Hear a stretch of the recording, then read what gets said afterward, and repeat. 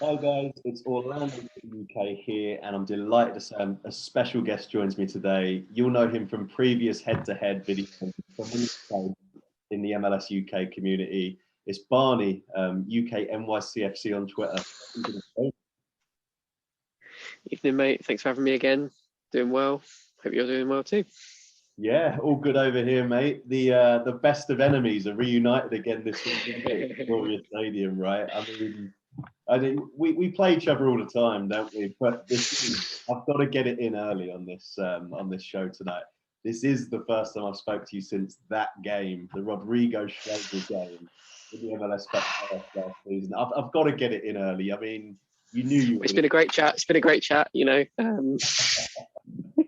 Starting with the episode, but it was the longest penalty shootout in soccer history. Like, are you over it yet, mate? Are you over it yet? It was a crazy, ludicrous game. What can you say? I mean, it just summed up MLS, really, didn't it? It was the drama. It's the reason we all have decided to, follow MLS and for more entertainment, more football, more soccer, whatever. I think too much entertainment in that game, right? Oh, the penalty shootout was a game worth of entertainment. It was a whole match weekend worth of entertainment in 30 minutes or so. Penalty shootout should take out like 5-6 minutes, maybe 10 minutes tops. It was like, what was it, nearly half an hour it took? Yeah, I mean, just ridiculous. At our end, we've been recapping it, leading up to the weekend, and I've just got a couple stats for the listeners. Like, it is the longest shootout in football history. It took around 23 minutes to complete. The game itself was 3 hours 14. I mean, it was just unprecedented. It's got to be something that surely Guinness have got to look at and look at a world record for or something. I mean, honestly, mate, looking back on that day, like I'm just so glad we were on the right end of it. But I mean, it was MLS at its best and worst, wasn't it? I mean, I don't think anyone, not even the two teams, knew what was happening in that shootout. No, that moment when you saved our last penalty and you guys started celebrating like you'd won, forgetting that we still had a penalty. And then even the ref was like, "Oh, have I miscounted? Yeah. Oh, I think we haven't all of it. Was only us that was like, we've still got a penalty. Or whichever way around. Yeah, sure.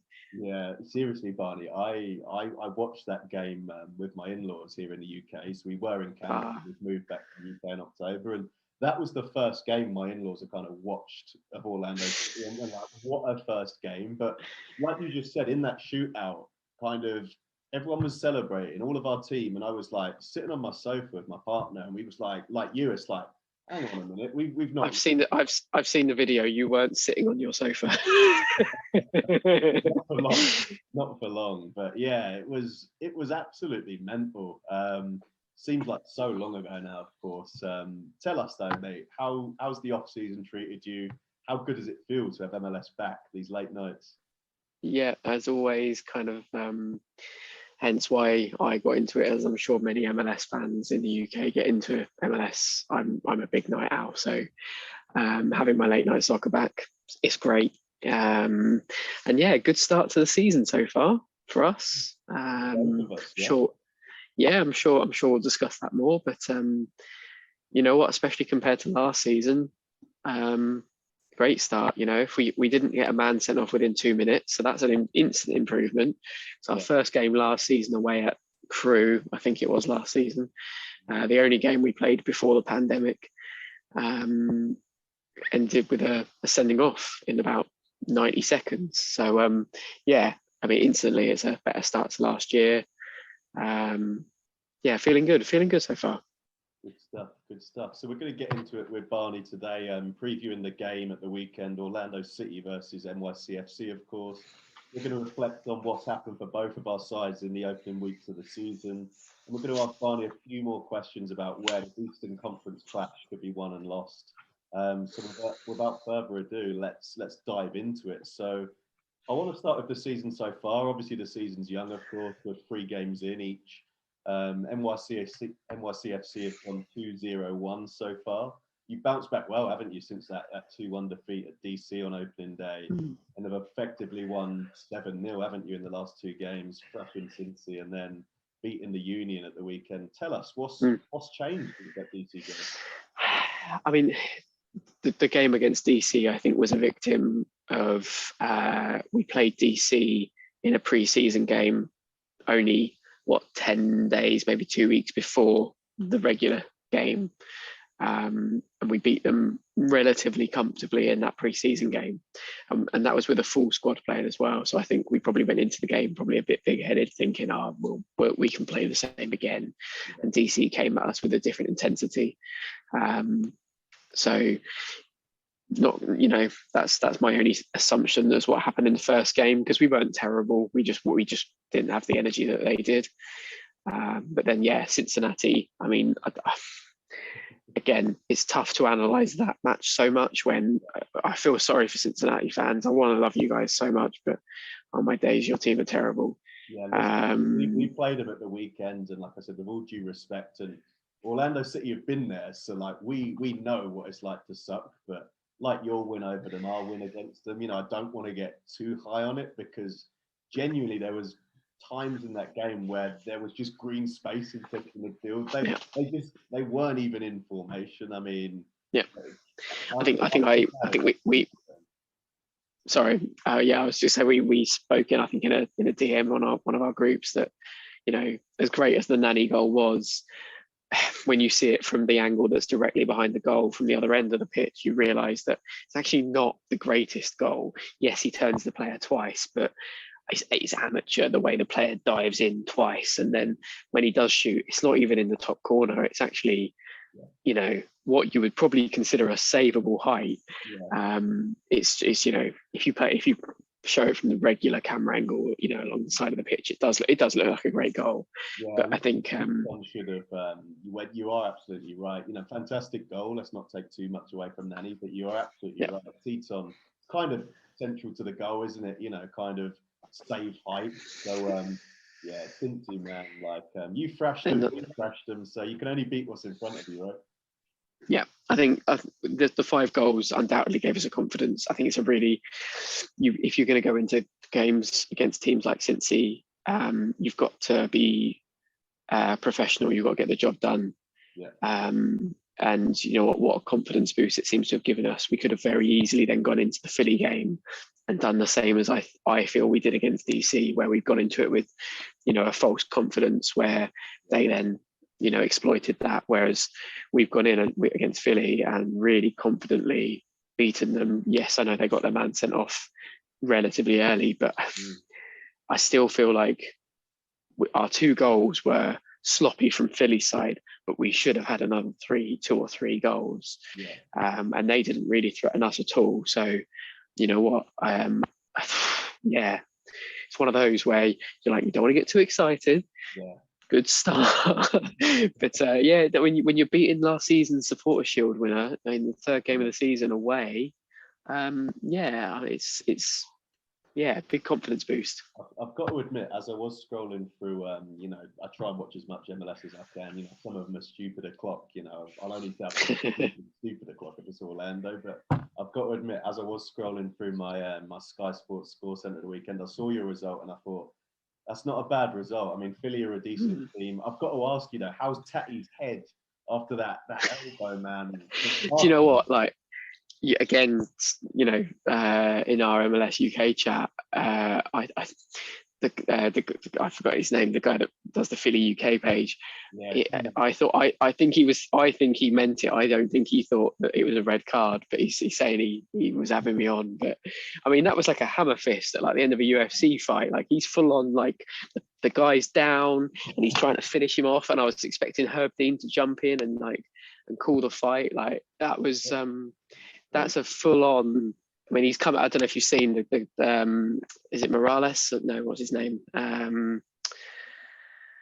Never going to remember. Not our player, Jose Martinez. He's the man, right? Yeah.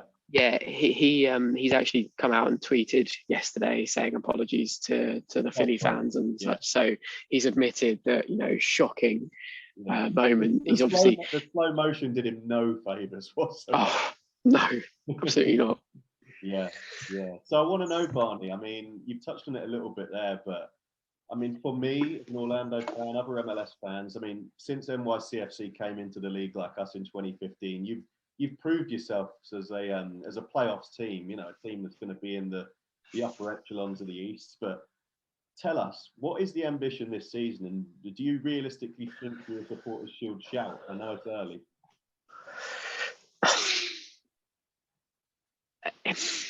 I want to say yes. I'm just so hesitant because of tempting fate, and I think do you know what the biggest thing that makes me hesitant of saying yes is just the fact that MLS is unpredictable. You cannot predict nearly anything to do with the end result of MLS. Yeah. Don't get me wrong, Supporters' Shield, yes, it's the long season result, and in early season form we do look strong. I think we'll be up there. I think we'll certainly be top 3 or 4. The guys seem happy. Dyler, seems in like a different place. He seems confident. He seems happier in himself. Like some of the results that we had early last season, particularly at MLS is back. He looked worried for his job. You know, you get that kind of when a manager's been interviewed after a bad loss, they look nervous and shaky. Yeah. He's a completely different person in you know, I don't know if you've seen the pictures of him at the Philly game. He had jeans and a blazer on, like he's full on rocking like he was looking like American college dad look, like he's rocking the American vibes. So yeah, he got the full sports blazer going on. So the whole vibe is giving me good feels. Yeah. Do you know what? We're similar at Orlando as well. I mean, and since Oscar Freire has come to the club, he's really moved the goalposts in terms of our ambition. And we saw Matt Doyle, Weeby, David Gass, the guys at Extra Time. You know, they had Orlando City and they had NYCFC near the top of the East, and they had the Revs as well. You know, a lot of people like the Revs, a lot of people like the Crew this season. They look strong teams as well. I mean, you hit the nail on the head. You know, you can't predict MLS, but at least in the early weeks, you know, kind of NYCFC ourselves, you know, we're up there. It's been a good start. So yeah, that's kind of our ambition as well. Absolutely, like you don't want to tempt fate talking Supporters' Shield, anything like that. But you know, I think playoffs is definitely the ambition of Orlando, and I think it's for you guys too. So we're 3 games in. This is probably premature, but out of 10 so far, NYCFC, what are you giving them? I'll go like an 8.5, something like that.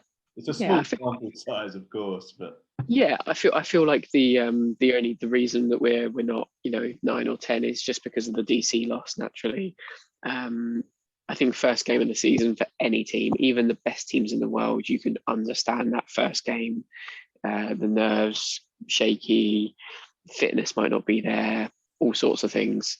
But yeah, to come back from that performance and do what we've done in the last 2 games since is that's what's given me the real confidence and to go as high as 8.5. Definitely. Now you've spoke about Ronny Dyler, ex-Celtic head coach, of course, and didn't have the easiest of starts in life in Major League Soccer, as we've seen. I mean, on Saturday when they were flashing up Jaap Stam's record at Quincy, he's been in charge of 25 games now, won 4. So, Dyler's, you know, he's not that bad, but I mean, yeah, how depressing is that? But are you fully convinced now? Are you fully on the Dyler train? He's the man for the job. I mean, long term, you know, you don't see managers manage for years and years and years in MLS. I get that, but you know, for the next couple of years, he's going to stay put. It's really hard to judge with him. I think this is going to be a season that really does define probably not the rest of his career, but certainly the next period of his career. Because yes, he had all the glory of his Celtic, but I reckon my gran could go and manage Celtic and probably do a decent job. At least, you know, yeah, you know what? It's not a professional league, is it? But anyway, let's not get into Scotland. This is MLS UK. But you know, he'd been back in Norway. it's a challenge for him. It's a completely new environment. Anyone that goes to MLS, it's a new league. It's a new way of working. It's unique, as we know. That's why we all love it. So it's going to be a challenge for anyone. Yeah. And I think maybe he didn't realize the challenge that it was going to be. I'm giving him credit, because he got a lot of flack from fans last year. There's a Twitter account called Outfield NYCFC. They do some really great analysis of our games and expected goals. They create all those kind of stats and all that kind of stuff. However, they were definitely on the dial it out train last year, very early doors. Yeah, and I think a lot of people are realizing that we just needed a couple of personnel changes, maybe just that off season or the end of last season for the team to bed in with him, and yeah, it's coming together. So my confidence is definitely growing in him. To go back to your question, yeah, I'm definitely more on board with him.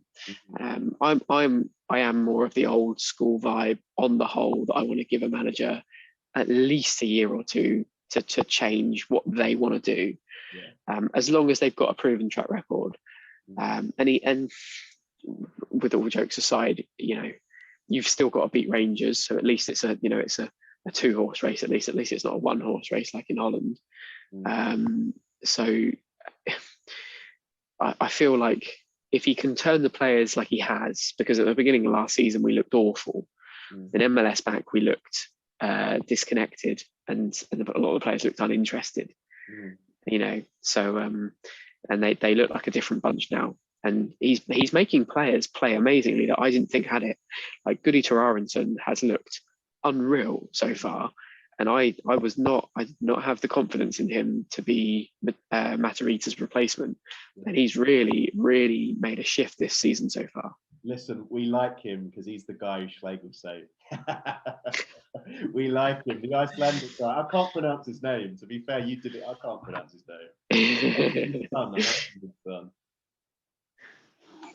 But anyway, before I move on to the next segment, which is the matchup, of course, at the weekend, I've got to say, I was scrolling through Twitter at the weekend. I was on your account, and I was looking at your pinned tweet of when you're waving the flag around at Yankee Stadium. And honestly, it made me miss being in America so much. Obviously, we've been lucky enough and fortunate enough to go to Orlando, the most years, over the last couple of years, and obviously the pandemic's put pay to it. And I watched that video and just saw the atmosphere there and everything that we know MLS is when you're there on match day, and it just made me miss it so much.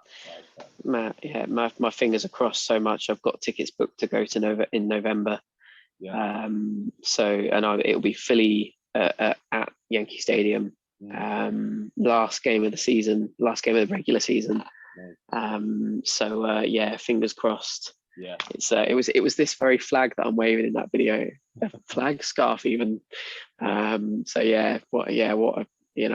even myself, I watched that video back and gives you chills. I miss football. I miss it so much. Yeah, and it is so much. We could talk about this for forever and a day on another video, but like the sense of community and togetherness at those games over there, it's amazing. So pleased for you, mate, that you're getting back over there, and like I said, fingers crossed that nothing puts pay to that. So let's talk about the game at the weekend then. So Orlando City, NYCFC, our first meeting this season. Now, I've looked at your results so far. There's only 2 guys doing the goal scoring, but they're doing it well. Tati Castellanos, Jesus Medina, they've both been red hot so far. 3 goals each in your first 3 games, if I'm correct. Has the pen, not so much Tati, because he's been doing it for a little while now, but especially Medina. Has the penny finally dropped for him now? I know there were big expectations, but he's starting to deliver, right? Do you know what? Again, with him, he's so comparable to Dyler in the sense that so many people have been on his back, and with a player even more. I don't like it when people are being openly critical of a player. If a player's not playing well and he's clearly not good enough for the club, then aim that at the management. Yeah. And just say, look, this player's not good enough. let's play this player instead. Focus on the resolution rather than the criticism. Yeah. He's always shown glimpses. He's always had moments. Even, after mentioning it just now, when I think back to MLS is back, he was the only decent player for us at the tournament. Yeah. He scored a banger against, I want to say Miami. I'm trying to forget who it was. I'm sure it was Miami. And he's got a ping in him.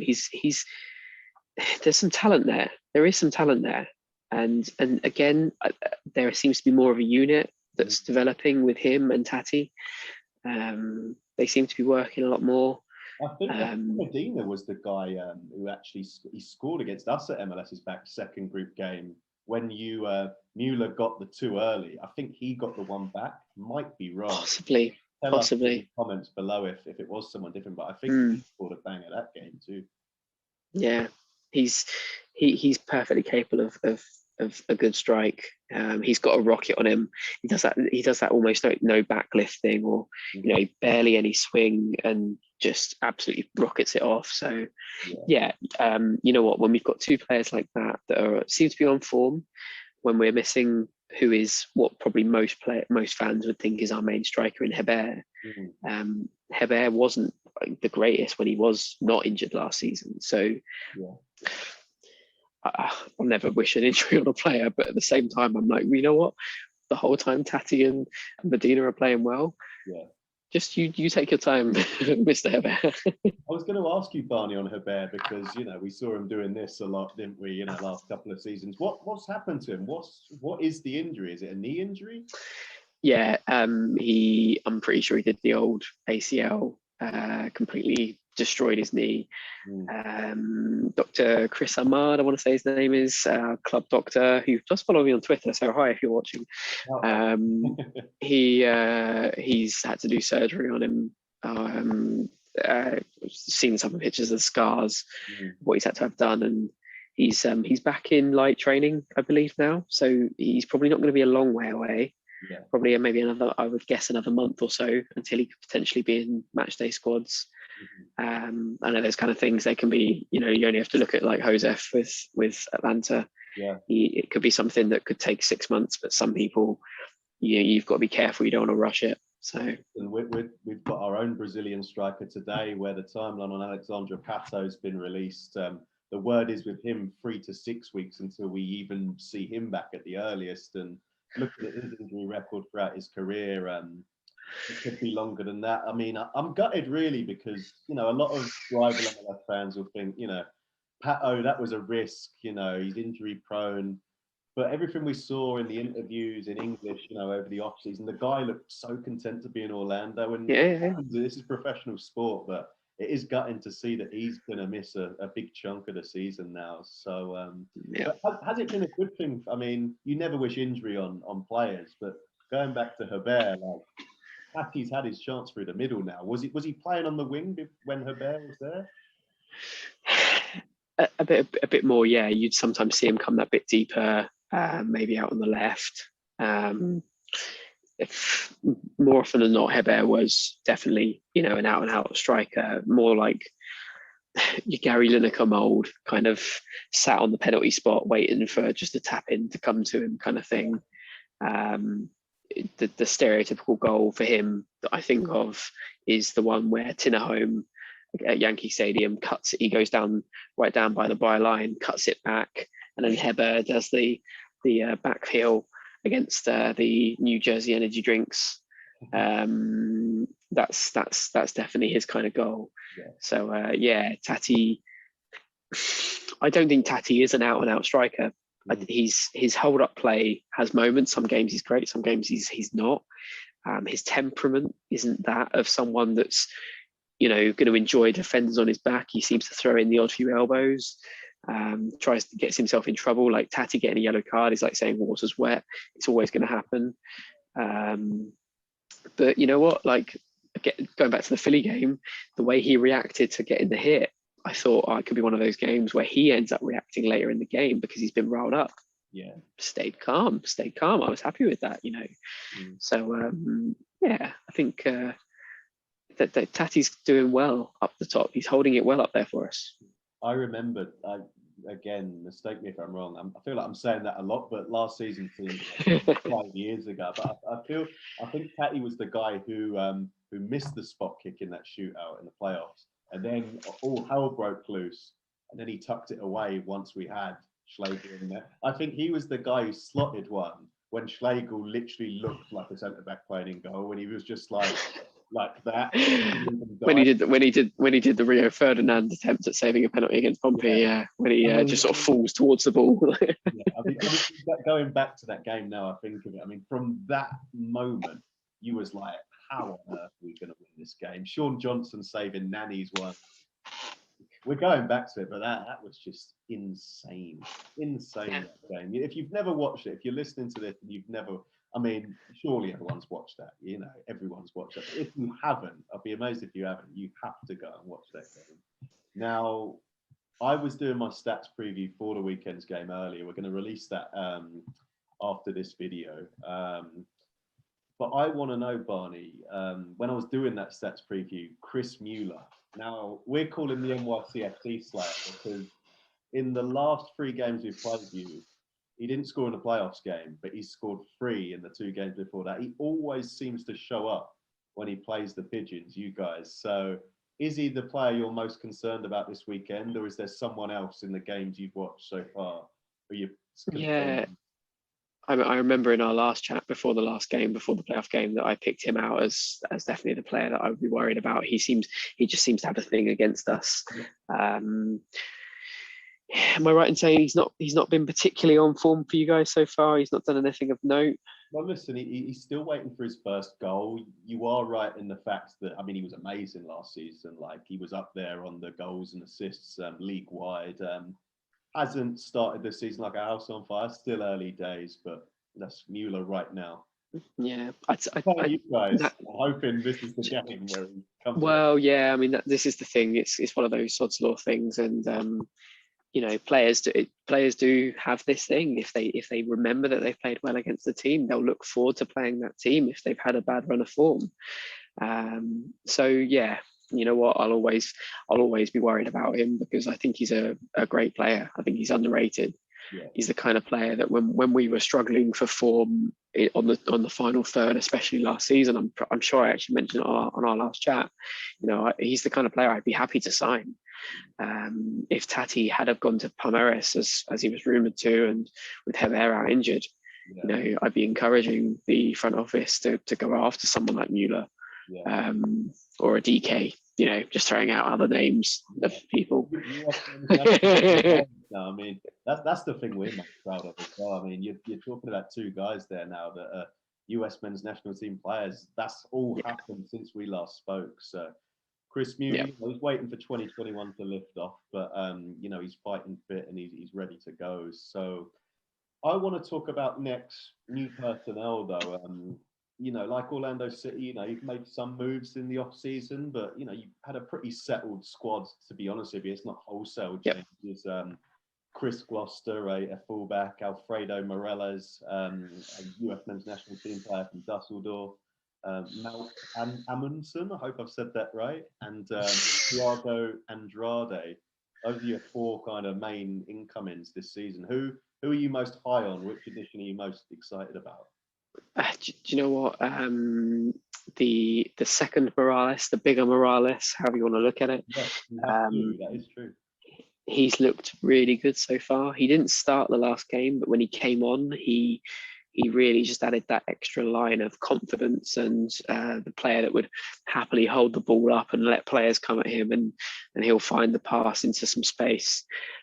So he's you know, he's got experience, you know, over in Germany in Bundesliga.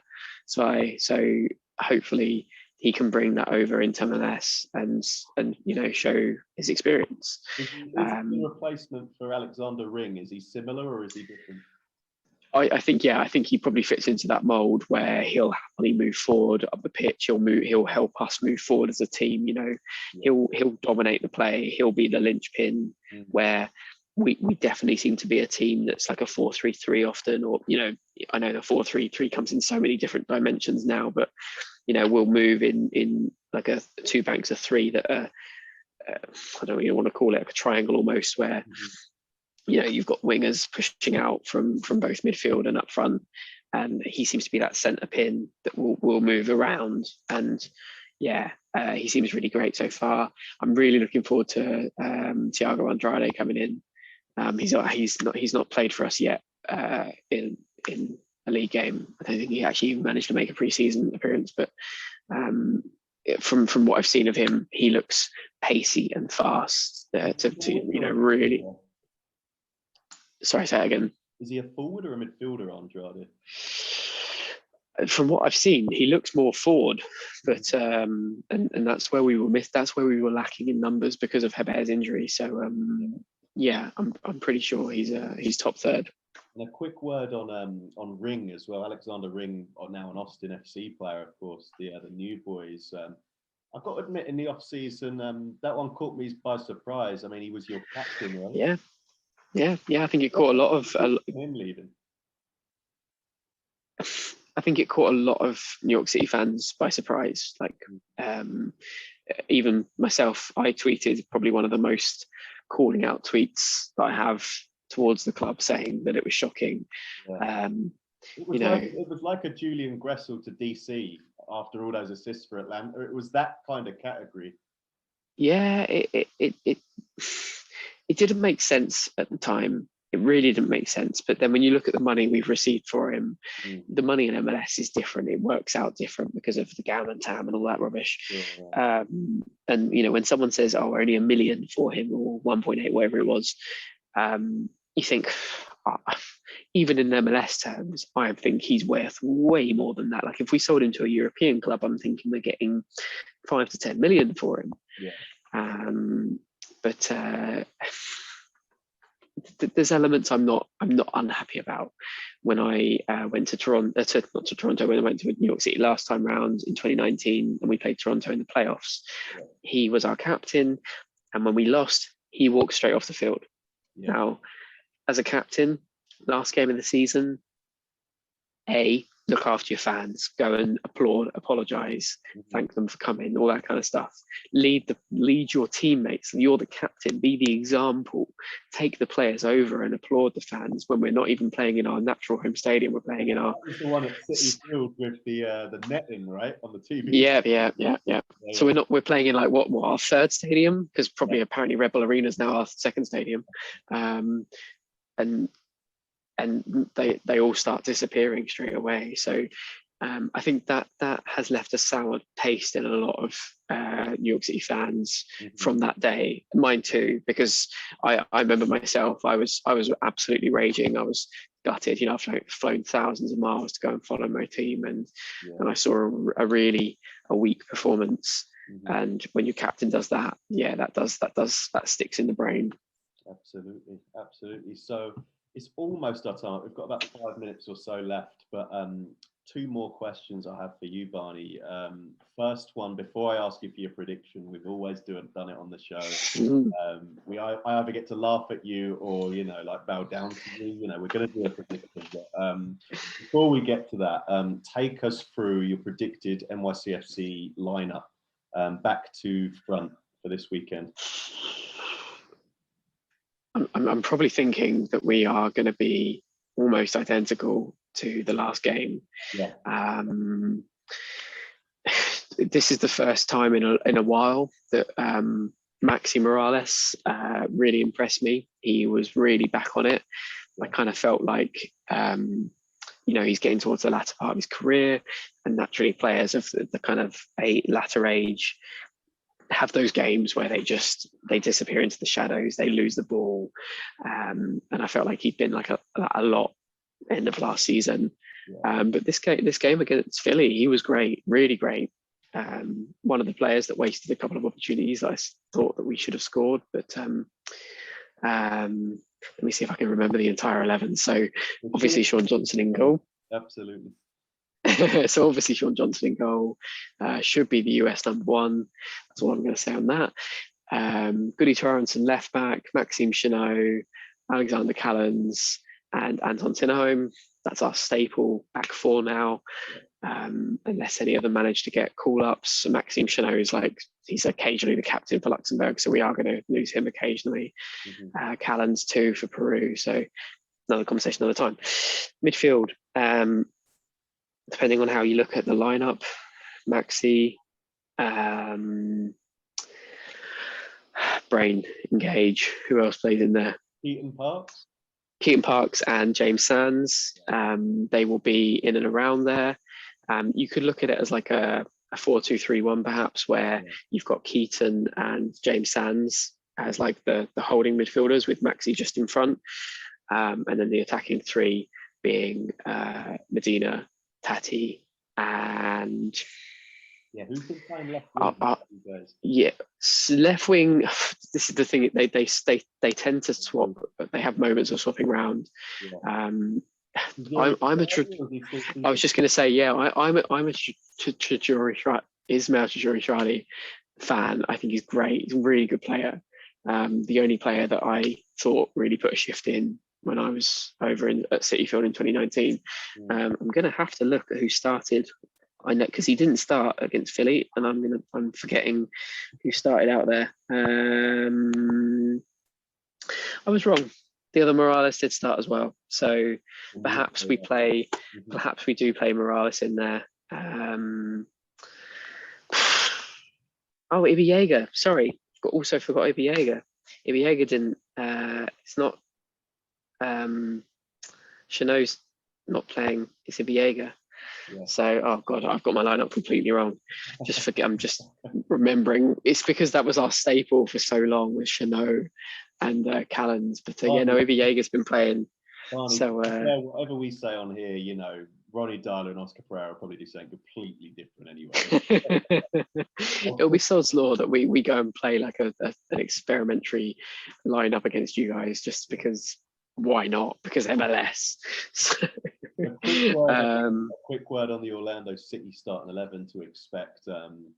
Robin Janssen, João Moutinho, so they're names that NYCFC fans will know. They're usually starters. Those guys have been out injured. They were back on the bench against Cincy. But Kyle Smith and Rodrigo Schlegel have done very good jobs deputising so far this season. So the starting 11 you'll likely see. I personally wouldn't change it. It's a side that's unbeaten in 3 games. So we'll likely line up Galese in goal, Juan right back, centre-back duo of Schlegel and Antonio Carlos, Kyle Smith left back, midfield of Sebas Mendes Junior Urso.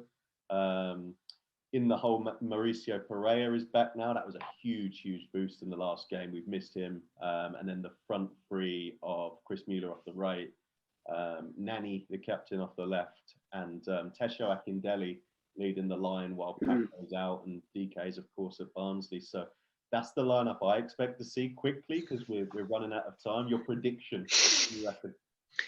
My prediction, based on the confidence of our last game, I am going to go 2-1 NYCFC. Nani will get your goal, and Medina and Tati will get one each for our guys.